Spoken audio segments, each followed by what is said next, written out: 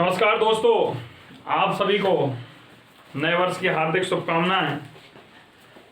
और एक बार जोरदार सहयोग के साथ अपन आज टीईटी और सुपर टीईटी की साइकोलॉजी मनोविज्ञान का अध्ययन करेंगे। आज हम मनोविज्ञान प्रारंभ देखेंगे। भाई सिलेबस में क्या क्या रहेगा।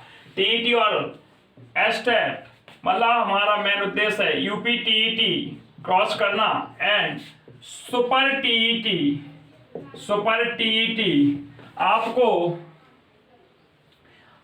आपको क्लास जो अगले वीक से होंगे वो सोमवार से शुक्रवार ही रहेंगी। हालांकि अभी ये 3 क्लासेस आपको कंटिन्यू मिलेंगी, शुक्रवार शनिवार रविवार। फिर उसके बाद सोमवार से शुक्रवार अगला वीक जो होगा उसमें शुक्रवार के बाद कोई क्लासेस नहीं रहेगी। मतलब शनिवार और रविवार 2 दिन ऑफ रहा करेगा। 2 दिन ऑफ में जो भी टॉपिक पढ़ाए जाएंगे एक वीक के अंदर उन सब पर प्रश्नोत्तरी लेके आएंगे। और सारी क्लासेस की प्लेलिस्ट आप देख सकते हैं, डल चुकी है। कितने वीडियो कब होने प्रीमियम लगा चुका हूं मैं। मनोविज्ञान यूपी टीईटी और सुपर टीईटी के अंतर्गत पढ़ना है। भाई जो यूपी टीईटी है इसके अंतर्गत हमारे 3 विभाग हैं।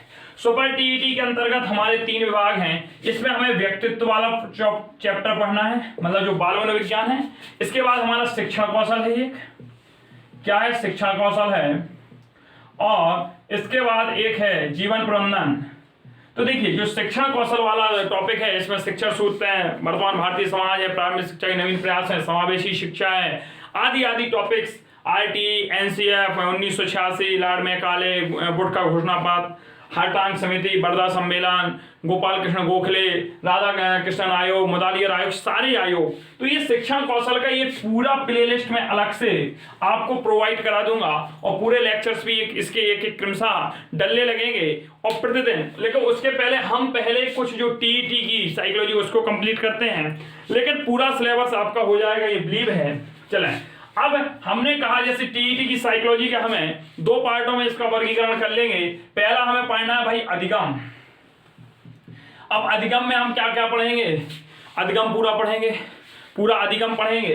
इसके बाद हम बाल विकास पढ़ेंगे।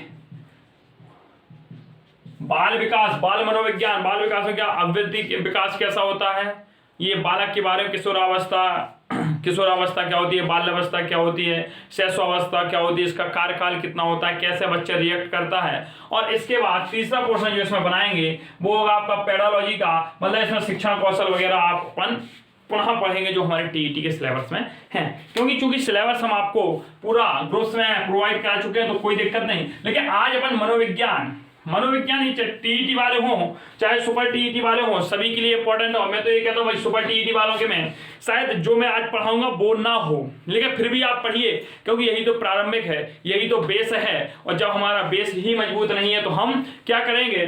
तो हमें पढ़नी है मनोविज्ञान, हमें पढ़नी है मनोविज्ञान। भाई ये मनोविज्ञान है क्या, किस चिड़िया का नाम है मनोविज्ञान, मनोविज्ञान किसे कहते हैं, पहला प्रश्न तो यही उठा। तो भाई मनोविज्ञान है क्या। अगर इससे हम विज्ञान को अलग करें तो मन या मस्तिष्क, इसके 2 ही अर्थ निकलते हैं मनोविज्ञान के, मन या मस्तिष्क। और विज्ञान का मतलब क्या होता है, किसी भी विषय का क्रमबद्ध, सुसंगठित व सुव्यवस्थित ज्ञान प्राप्त करना, ये विज्ञान कहलाता है। विज्ञान क्या होता है। तो अब मन या मस्तिष्क, और मन और मस्तिष्क में हमारे क्या चलते हैं भाई, मन या मस्तिष्क में चलते हैं विचार। मन या मस्तिष्क में क्या चलते हैं, पहले सभी को देखना है।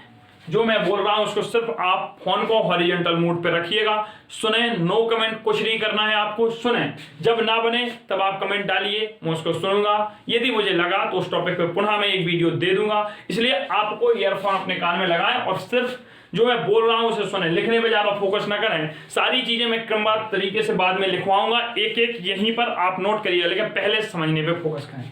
तो मन या मस्तिष्क में आते क्या हैं, विचार आते हैं। तो हम कह सकते हैं, हम मनोविज्ञान यदि हमसे पूछे कोई क्या होता है तो हमारे मन या मस्तिष्क में चलने वाले विचारों का, और विज्ञान का मतलब क्या होता है, अध्ययन करना, विचारों का अध्ययन करना ही हमारी क्या होती है, मनोविज्ञान होती है। तो अगर हम लिखना चाहें मनोविज्ञान क्या है, तो मनोविज्ञान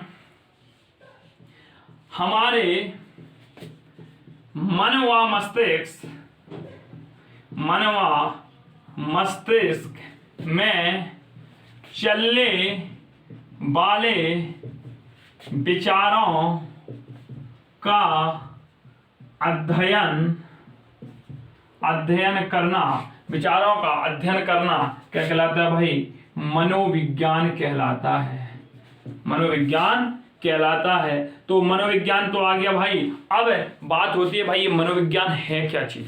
अच्छा, एक चीज बताइए आप लोग, एक चीज सभी बताना, जो हमारे मन या मस्तिष्क में विचार आए, जैसे कि मैं सपोज करूं आपको ये वॉच दिखा दी, ठीक है, ये मैंने वॉच दिखा दी, इसको देखने के बाद आपके मन में विचार आया भाई ये किस कंपनी की है, किस कंपनी की है, मन में विचार आया कि किस कंपनी की है। तो वो विचार आया कब? विचार आया कब? जब आपने वॉच को देखा। तो देखा मतलब किसी भी चीज के दर्शन के बाद हमारे मन में क्या आया? विचार आया।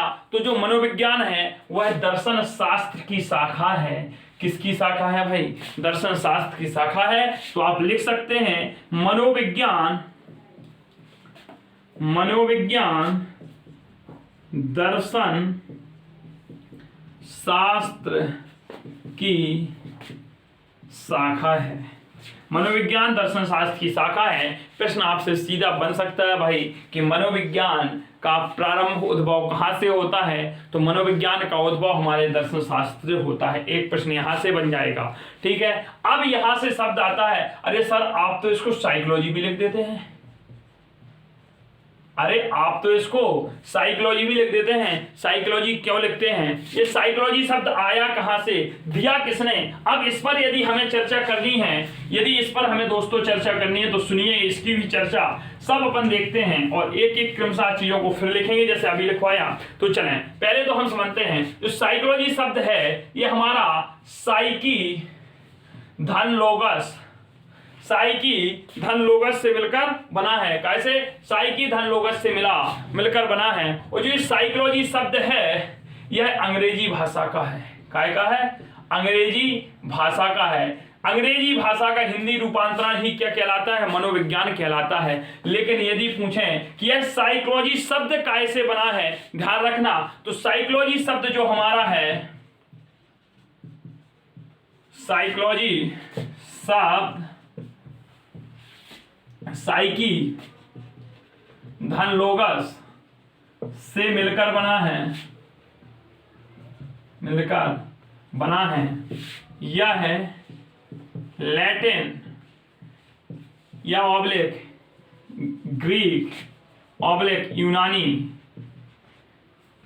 ऐसा करिए आप, लैटिन फिर कीजिए यूनानी फिर कीजिए ग्रीक, भाषा का शब्द है, भाषा का शब्द है। अब प्रश्न यदि आ जाए भाई ये बताइए साइकोलॉजी शब्द की उत्पत्ति है वह कहां से हुई? तो आपको बताना है साइकोलॉजी शब्द की उत्पत्ति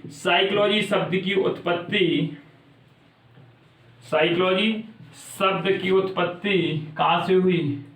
उत्पत्ति लैटिन, पहला ऑप्शन आप लैटिन टिक करेंगे, यदि लैटिन नहीं है तो ग्रीक टिक करेंगे, ग्रीक नहीं है तो यूनानी टिक करेंगे, यूनानी भाषा से हुई है। अब सर ये क्या चक्कर है?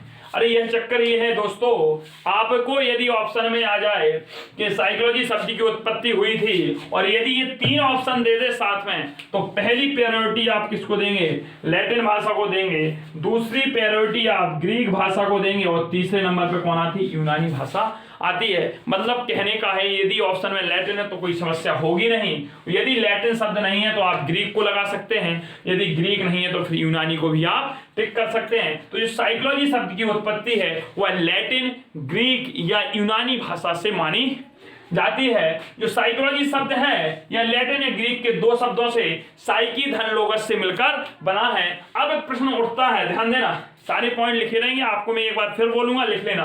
प्रश्न उठता है कि साइकोलॉजी शब्द दिया किसने था? तो स्टार बना के आप लोग लिखना, साइकोलॉजी शब्द रुडोल्फ गाइकले ने 1590 ईस्वी में अपनी पुस्तक अपनी पुस्तक साइकोलॉजिया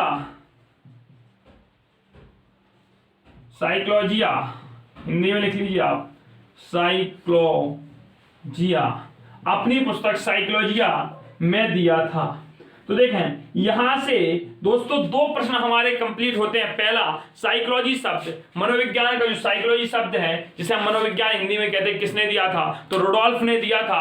किस सन में दिया था? 1590 में दिया था। कहां पे वर्णित है? तो साइकोलॉजिया नामक पुस्तक में वर्णित है। अगला प्रश्न ऐसे भी तो बन सकता है, भाई साइकोलॉजिया नामक पुस्तक के लेखक कौन है? आपको टीईटी में भाई 2 नंबर 3 की पुस्तकें पूछी जाती हैं, सुपर टीईटी में पूछी जाती, तो पुस्तक तो कहीं से भी पूछ लेगा, आपके सिलेबस में हो या ना हो, उसने कहा है बुकें हैं मतलब है। तो साइकोलॉजिया पुस्तक के लेखक आप कौन बताएंगे? रुडोल्फ गाइकले। आपको रुडोल्फ याद रखना, हो सकता है गाइकले लिखा हो, गाइकले लिखा हो, कोई समस्या नहीं है दोस्तों। तो साइकोलॉजी शब्द जो है हमारा रुडोल्फ गाइकले ने 1590 ईस्वी में अपनी पुस्तक साइकोलॉजिया में दिया था। किसमें दिया था भाई? साइकोलॉजिया में दिया था। साइकोलॉजिया पुस्तक किसने लिखी? रुडोल्फ गाइकले ने लिखी। किस सन में लिखी? 1590 में लिखी। साइकोलॉजी का डर ही खत्म करके जाना है। आज जितना पढ़ना है उसको अभी याद कर लेना है, ताकि हमें क्लास खत्म होने के बाद एक बार फेरना पड़े और ऑफलाइन क्लासेस की टेंशन खत्म हो जाए, कहीं कोई जाने की जरूरत ना पड़े, घर पे देखें आप, सब मिलेगा पूरा सिलेबस। ठीक है, इतना। अब अभी तो सर इसका आपने वर्णन नहीं किया, अभी करे दे रहे भाई, इसका क्या है वर्णन? ये हमने कहा साइकी का अर्थ क्या होता है? तो साइकी का अर्थ आत्मा भी होता है, साइकी का अर्थ मन भी होता है या मस्तिष्क भी होता है। अब ये क्या लफड़ा है, यही विचार होगा। लॉगस का अर्थ हमारा होता है अध्ययन करने से। कैसे होता है? अध्ययन करने, या कहीं कहीं आपको देखने को मिलेगा विज्ञान। अब विज्ञान क्यों मिल जाता है? पहला प्रश्न यही। हमें साइकोलॉजी की, हमें मनोविज्ञान की बारीकी से लेके हम आपको 0 से लेके हीरो तक ऐसे पढ़ा देंगे कि आप किसी को भी पढ़ा सकते हैं। बात ध्यान से सुने। हम अगर साइकोलॉजी में देखें तो लॉजी जुड़ा है, LOGY जुड़ा है। लॉजी का मतलब होता है साइको मीन्स हो गया मन, अभी हमने बताया मन या आत्मा, तो लॉगी मीन्स क्या हो गया? विज्ञान। आप पढ़ते हैं बायोलॉजी, बायो मीन्स होता है जीव, लॉजी मीन्स विज्ञान, जीव विज्ञान। आप पढ़ते हैं जूलॉजी, जीव मीन्स होता है जंतु, लॉजी मीन्स विज्ञान। तो जो भी विज्ञान शब्द होता है विज्ञान को लॉजी से तो ही लिखते हैं भाई साहब। तो आप यहाँ लॉगस है वो ठीक है, अगर हम लॉजी कर देते तो इसका अर्थ हो जाता अध्ययन करना या विज्ञान। मतलब हम कह सकते हैं आत्मा का अध्ययन करने वाला विज्ञान मनोविज्ञान कहलाता है। आत्मा का अध्ययन करने वाला विज्ञान मनोविज्ञान कहलाता है। मन या मस्तिष्क का अध्ययन करने वाला विज्ञान मनोविज्ञान कहलाता है। आए दोस्तों इन चीजों को भी लिख लें अपन, स्टार बना के लिखिए। आत्मा धन, अच्छा ऐसे नहीं, इसको आप लिखिएगा ऐसा, चलें, साइकी धन लोगस, साइकी धन लोगस, इसका अर्थ हमने बता दिया आत्मा, इसका हो गया धन अध्ययन करना। साइकी धन लोगस का अर्थ आत्मा धन अध्ययन करना किसके अनुसार है भाई? गैरेट महोदय ने कहा था। किसने कहा था? गैरेट के अनुसार। तो गैरेट के अनुसार क्या है? गैरेट के अनुसार आत्मा का अध्ययन करना ही मनोविज्ञान है, यह गैरेट ने कहा था। आत्मा, साइकी का अर्थ आत्मा किसने बताया था? गैरेट महोदय ने बताया था। लेकिन मैंने यहाँ दूसरा भी लिखा, तो यहाँ लिखें मन या मस्तिष्क, मन या मस्तिष्क धन अध्ययन, धन अध्ययन, मन या मस्तिष्क का अध्ययन करना ही मनोविज्ञान है। यह हमारे किसने बताया था? पेम्पालॉजी ने बताया था। किसने बताया था? पेम्पालॉजी के अनुसार है। किसके अनुसार है? पेम्पालॉजी के अनुसार। तो पेम्पालॉजी ने क्या कहा भाई? मन या मस्तिष्क का अध्ययन करना ही मनोविज्ञान है। मन या मस्तिष्क का अध्ययन करना ही क्या है? मनोविज्ञान है। यह पेम्पालॉजी के अनुसार है। आत्मा का अध्ययन करना ही मनोविज्ञान है, यह गैरेट महोदय के अनुसार है। इतना आप सबका स्क्रीनशॉट ले लीजिए शीघ्र। हाँ, अब इसके बाद एक कथन सुनिए। एबिंगहॉस महोदय लिखते हैं कि मनोविज्ञान का इतिहास तो बहुत छोटा है लेकिन अतीत बहुत लंबा है। इतिहास तो बहुत छोटा है लेकिन अतीत बहुत लंबा है। अब इसके बाद एक चीज और लिख लीजिए आप, उसमें क्या लिखें आप? मनोविज्ञान के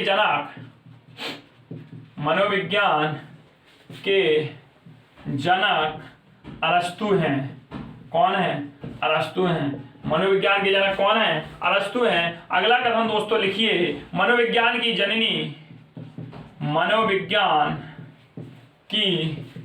जननी दर्शन शास्त्र है।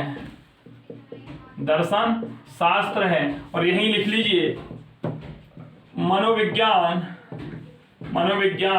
का उद्भव दर्शन शास्त्र से हुआ है, दर्शन शास्त्र से हुआ है, अर्थात जहां से पैदा हुई है वही तो उसकी क्या कहलाएगी, जननी। किसने पैदा किया भाई, मनोविज्ञान। जब मनोविज्ञान के क्षेत्र में दर्शन शास्त्र कुछ अलग बात नहीं, इन्होंने दर्शन शास्त्र की ही बात की थी, इन्होंने आत्मा का विज्ञान कहा उसकी भी, लेकिन ये अलग एक शाखा में ले गए, इन्होंने आत्मा विज्ञान का कोई कार्य प्रारंभ किया। जैसे कुतुब मीनार किसने बनवाई, तो कुतुबुद्दीन ऐबक ने, लेकिन उसने निर्माण कार्य शुरू किया था, उसके दामाद इल्तुतमिश ने पूरी करवाई थी। तो ऐसा ही है भाई, इन्होंने तो क्या किया, मनोविज्ञान को स्टार्ट किया, मनोविज्ञान को क्या किया, स्टार्ट किया है। हाँ ठीक है भाई, आत्मा का विज्ञान होता है। अब हेडिंग डालिएगा आप, मनोविज्ञान का विकास क्रम, मनोविज्ञान का विकास क्रम। तो क्रैश करना है हमें यूपीटीईटी और सुपर टीईटी, तो बने रहे लगातार अपने साथ, और अधिक से अधिक दोस्तों को लिंक शेयर करें, चैनल को सब्सक्राइब करने के लिए बोलें। के सक्सेस हब पेज फेसबुक पर आप जरूर सर्च कर लें, फॉलो करें, वहां आपको डेली क्वेश्चंस, कुछ अच्छी बातें, मोटिवेशनल थॉट्स। टेलीग्राम चैनल पर भी आप के सक्सेस हब सर्च करके ज्वाइन कर सकते हैं, या कमेंट आपके लिंक दे दी है मैंने कमेंट बॉक्स में पिन कर दी है, तो आप वहां से लिंक से भी टच कर सकते हैं। आप इंस्टाग्राम पर भी मेरा पेज फॉलो कर सकते हैं, जहां से आपको बहुत सी चीजें भी मिलेंगी। तो अब हम चलते हैं मनोविज्ञान का विकास क्रम। मनोविज्ञान का विकास क्रम, मनोविज्ञान का विकास क्रम। भाई क्या है मनोविज्ञान का विकास क्रम, क्या है मनोविज्ञान का विकास? तो मनोविज्ञान का जो विकास क्रम है वो हमें 4 चरणों में पढ़ना है। कितने चरणों में पढ़ना है? 4 चरणों में पढ़ना है। पहला है हमारा आत्मा का विज्ञान, आत्मा का विज्ञान। दूसरा है हमारा, दूसरे नंबर पर क्या है, मन या मस्तिष्क का विज्ञान, मन या मस्तिष्क का विज्ञान। तीसरे नंबर पे है हमारा चेतना का विज्ञान, चेतना का विज्ञान। चौथे नंबर पे है हमारा व्यवहार का विज्ञान, व्यवहार का विज्ञान। मन आत्मा का विज्ञान पहले नंबर पे विकास क्रम में आता है, दूसरा आता है मन या मस्तिष्क का विज्ञान, चेतना का विज्ञान। चले हम आत्मा का विज्ञान देखते हैं, यह कब आया? यह 16वीं शताब्दी में आया, यह 16वीं शताब्दी में आया। यह 16 से 17वीं शताब्दी के मध्य आया।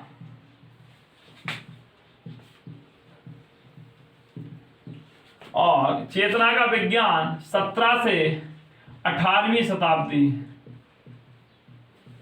और 1850 से लेके 20वीं शताब्दी तक, अभी तक मतलब 20वीं शताब्दी तक क्या रहा भाई? हमारा व्यवहार का विज्ञान रहा। क्या रहा? व्यवहार का विज्ञान रहा। ये मत माफ कीजिए, यहाँ पर ये 18 से 19वीं शताब्दी में रहेगा, 18 से 19वीं शताब्दी में रहेगा। 19वीं शताब्दी का मतलब 18 से लेके 1850 तक। उसके बाद 20वीं शताब्दी में हमारा यह चला। अब आत्मा का विज्ञान, मन का विज्ञान, चेतना का विज्ञान, व्यवहार का विज्ञान, भाई इनके प्रवर्तक कौन रहे? तो इसमें जो माना जाता है जनक आत्मा विज्ञान का, किसको माना जाता है? अरस्तु को। इनके समर्थक कौन रहे? प्लेटो रहे, डेकार्ट रहे, सुकरात भी रहे।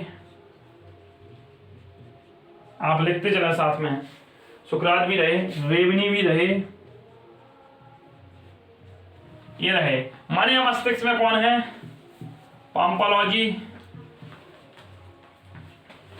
पंपालॉजी हो गए अपने, जॉन लॉक हो गए,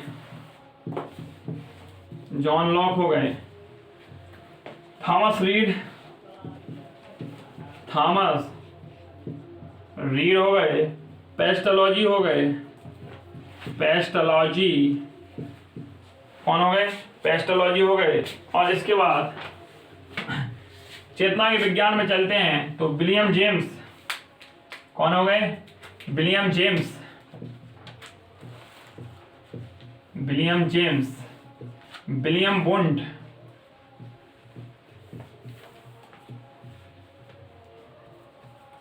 विलियम बॉन्ड, जेम्स सल्ली,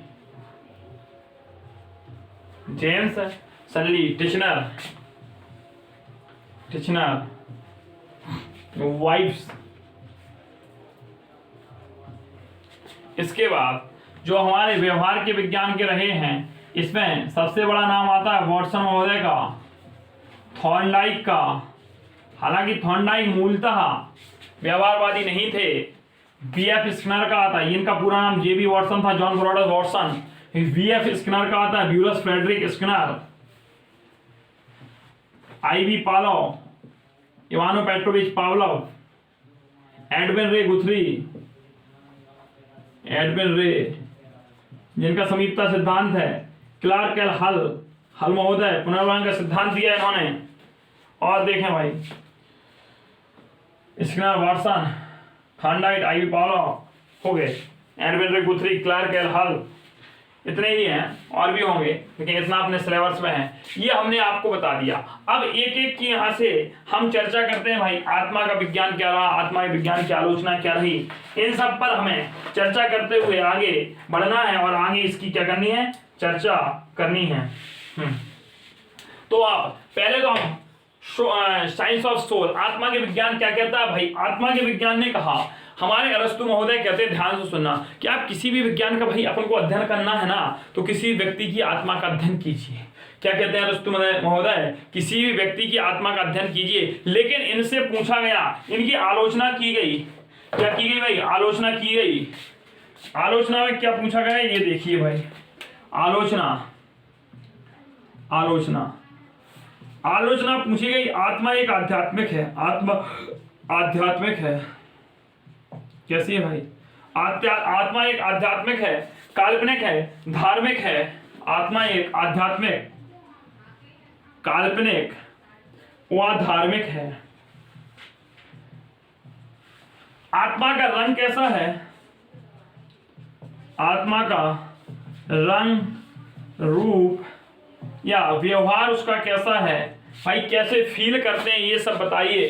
तो ये सारी चीजें बताने के लिए ये लोग क्या रह गए, असफल रहे, बता नहीं पाए। इसलिए आत्मा के विज्ञान को क्या कर दिया गया, फेल कर दिया गया, अमान्य कर दिया गया। इन्होंने कहा भाई कोई भी आत्मा का विज्ञान नहीं होता है, आत्मा नाम जैसी कोई चीज नहीं होती भाई। ये सब आध्यात्मिक है, कोई एक विशेष वर्ग मानता है कि हाँ आत्मा होती है, कोई एक विशेष वर्ग मानता है कि ये काल्पनिक है, धार्मिक है। अब इसके बाद ये काफी समय तक चला, फिर 16वीं शताब्दी के मध्य आया हमारा मन या मस्तिष्क का विज्ञान। इन्होंने कहा, इनमें जो मैन थे पैम्पालॉजी महोदय थे, कौन थे, पैम्पालॉजी महोदय थे। और पैम्पालॉजी महोदय क्या कहते हैं, सुनिए, इन्होंने कहा मन का अध्ययन करना, मन का अध्ययन करना मनोविज्ञान है, मनोविज्ञान है। ये किसका था, पैम्पालॉजी का था। इन्होंने ही साइकी धन लोगस का ही अर्थ बताया था। हमने जो बताया साइकी का अर्थ इन्होंने मन बताया था, लोगस का अर्थ अध्ययन करना बताया था। तो मन का अध्ययन करना, साइकी धन लोगस किसके अनुसार था, पैम्पालॉजी का। इन्होंने कहा कि किसी व्यक्ति के मन या मस्तिष्क का यार अध्ययन कर लीजिए, किसी व्यक्ति के मन को जान लीजिए, मस्तिष्क को जान लीजिए, आप मनोविज्ञान जान गए। लेकिन इनसे पूछा गया कि भाई मन अमूर्त है, मन कैसा है, मन अमूर्त है। अमूर्त का मतलब होता है जो चीज दिखती नहीं है, अमूर्त का मतलब क्या होता है, जो चीज दिखती नहीं है। मन अमूर्त है, अंतर्मुखी है, अंतर्मुखी है। अतः किसी के मन का अध्ययन नहीं किया जा सकता, नहीं किया जा सकता। देखो भाई, आपका मन है, आप मुझे देख के जाकी रही भावना जैसी प्रमुहूर्त देखी तिन तैसी, एक रामायण में चौपाई है भाई। जैसी आपकी हमारे प्रति छवि, जैसे आप मैं पढ़ा रहा हूं, अब किसी को अच्छा लग रहा हो, सुंदर है, हैंडसम लड़का है, फिर कोई गाली नहीं दे रहे होंगे साथ में, तो ऐसे ही आपके मन में मेरी छवि क्या बन गई है ये डिपेंड नहीं कर, आपके मन को मैं जान सकता हूँ क्या। फेस टू फेस भी अगर ऑफलाइन क्लासेस में पढ़ा रहा होता हूँ, तो कोई भी टीचर बच्चे के मन को नहीं पढ़ सकता। हाँ, उसके व्यवहार को देख के, उसके रिएक्टिव एक्टिविटीज को देख के बता सकता, पर वो बैठा है शांत, मन में दे रहा है भाई, गाली देगा, कोई अच्छी बात बोलेगा, सामने तो नहीं बोल सकता। तो हमारे मन में क्या चल रहा है, मन हमारा अमूर्त है, दिखाई नहीं देता, अंतर्मुखी है, तो मन का अध्ययन नहीं कर सकते। और एक बहुत अच्छी नोट बात कर लें कि किसी भी व्यक्ति 1 मिनट में, 1 दिन में 60,000 विचार आते हैं कहाँ, मन में। मन में 1 दिन में 60,000 विचार आते हैं। इन 60,000 विचारों का अध्ययन करना किसी व्यक्ति के लिए 1 दिन में, और 1 दिन में आते हैं यार, 1 दिन में आते, कैसे अध्ययन करेंगे। तो ये विज्ञान भी हमारा क्या रहा, असफल रहा। इसकी आलोचना क्या थी, आलोचना मेन लाइन थी, मन अमूर्त है, अंतर्मुखी है, किसी मन का अध्ययन नहीं किया जा सकता। आत्मा क्या थी भाई, आत्मा आध्यात्मिक, काल्पनिक और धार्मिक है, इसलिए आत्मा का वही अध्ययन करना पॉसिबल नहीं था, ना मन का अध्ययन करना पॉसिबल हुआ। यहाँ के बाद जो ये योग आया ना, चेतना का विज्ञान, इनने बहुत अच्छी बात की। इन्होंने क्या कहा भाई, ये भी चलें, इतना तो आप लोगों ने हो गया होगा, बोर्ड की शॉर्टेज इसलिए मैं इसको साफ कर रहा हूं। हाँ चलें, चेतना के विज्ञान को देखें भाई हम। इसमें इन्होंने कहा किसी भी व्यक्ति की चेतना का अध्ययन कीजिए। चेतना का मतलब होता है भाई वो जब कार्य कर रहा होता है ना, कार्य जैसे हम अभी पढ़ा रहे हैं, तो आप मेरे अध्ययन कर सकते हैं, पढ़ा रहे हैं, क्या कर सकते हैं, आप देखेंगे टीचर सही पढ़ा रहे हैं, मास्टर सही पढ़ा रहे हैं या फेंक रहा है, ये आप अध्ययन कर सकते हैं, आप मेरी साइकोलॉजी को परख सकते हैं। अब मैं शांत हो गया, क्या अध्ययन कर सकते हैं मेरे बारे में, नहीं। इन्होंने कहा किसी भी व्यक्ति के मन की चेतन अवस्था को अध्ययन कीजिए। और आप जब सिगमंड फ्राइड का मनोविश्लेषणात्मक सिद्धांत पढ़ेंगे तो उसने अवस्थाएं 3 बताई थी, मन की, चेतन मन, अचेतन मन और अर्धचेतन मन। तो हमारे व्यक्ति का जो मस्तिष्क होता है वो 1/10 भाग कहाँ होता है भाई, चेतना में होता है। कितना होता है, 1/10 भाग चेतना में होता है, तो शेष बचा 9/10 भाग अचेतन होता है भाई साहब। अब ये कह रहे भाई चेतन मन का अध्ययन कीजिए। व्यक्ति जितनी देर पढ़ा रहा है, मैं जितनी देर बोल रहा हूं उतनी देर तो मैं चेतना में हूं, इसके बाद मेरे मन में अचेतन आ गया। और अचेतन मन तो आप जानते हैं दमित इच्छाओं का भंडार ग्रह होता है। मेरे मन मस्तिष्क में किसके बारे में क्या फीलिंग चल रही है, आप क्या, कोई नहीं बता सकता। इसलिए चेतना के विज्ञान को भी क्रॉसफाई कर दिया है भाई, आप भी मान्य नहीं है, क्योंकि चेतन, अचेतन और अर्धचेतन होता है। अर्धचेतन होता है इन ईगो, आपको आगे सारी चीजें पढ़ाएंगे, अहम पराहम, ठीक है। तो ये चेतना क्या होती है, चेतन होता है हमारे मन मस्तिष्क में उभरने वाले अच्छे विचार, हम कितनी देर एक्टिव रहते हैं। अचेतन होता है हमारे मन में बुरे विचार। और प्रत्येक व्यक्ति के मन में कोई भी जितना भी भाई कितना भी बड़ा योग पुरुष क्यों ना हो, उसके मन में 9/10 भाग तो अचेतन मन का ही रहता है। उसके मन में भी दमित इच्छाएं रहती हैं, उसके मन में भी गंदे विचार रहते हैं, सीधा। और अर्धचेतन क्या आता है, अर्धचेतन क्या है, थोड़ी सी चर्चा कर लेते हैं। अर्धचेतन मन का मतलब होता है भाई साहब कि आपको प्रश्न था याद, टीईटी का पेपर देने पहुंच गए आप, जो होनी है आगामी फरवरी में, टीईटी का पेपर देने पहुंच गए और पेपर देने गए, क्वेश्चन भी वही था जो के सर ने पढ़ाया था, प्रश्न को भी पढ़ा, ऑप्शन को पढ़ा, जैसे ही विकल्प बनने लगे हमें आंसर भूल गया, क्योंकि जो प्रश्न आपने याद किया था वो आपके किस मस्तिष्क में था, अर्धचेतन मस्तिष्क में था। अर्धचेतन मस्तिष्क का मतलब ही होता है एंड टाइम पे धोखा देना। धोखेबाज इंसान होते हैं अर्धचेतन, अर्थात कहने का मतलब है आपको कोई भी विषय वस्तु याद होगी लेकिन जब उसका परिस्थिति में यूज करना आएगा भूल जाएगी। कहने का मतलब एक और एग्जांपल समझाते हैं आपको, जैसे कि आपने देखा, अरे ये वो मार्कर बहुत अच्छा है, गोल्डन मार्कर है, सोने का मार्कर है, मैं डेस्क पे रखा था, पढ़ा रहा था ऑफलाइन बैच में। एक बच्चे के मन ने कहा उठा लूं, एक ने कहा नहीं, बच्चे ही खुद के कर, अब उठा लूं कौन बोला, उठा लूं बोला भाई अचेतन मन, नहीं उठा लूं चेतन मन, क्योंकि चेतन मन जो होता है वो सभ्य व्यक्तियों का होता है, वह सभ्यता को दर्शाता है। उसने कहा यार उठा लेगा तो मम्मी पापा की रेपुटेशन में दाग लग जाएगी, तूने जो इज्जत बनाई है इतने दिनों से कॉलेज में वो पूरी धुप जाएगी। अचेतन मन कह रहा है यार उठा ले, सोना है, माला माल हो जाएगा।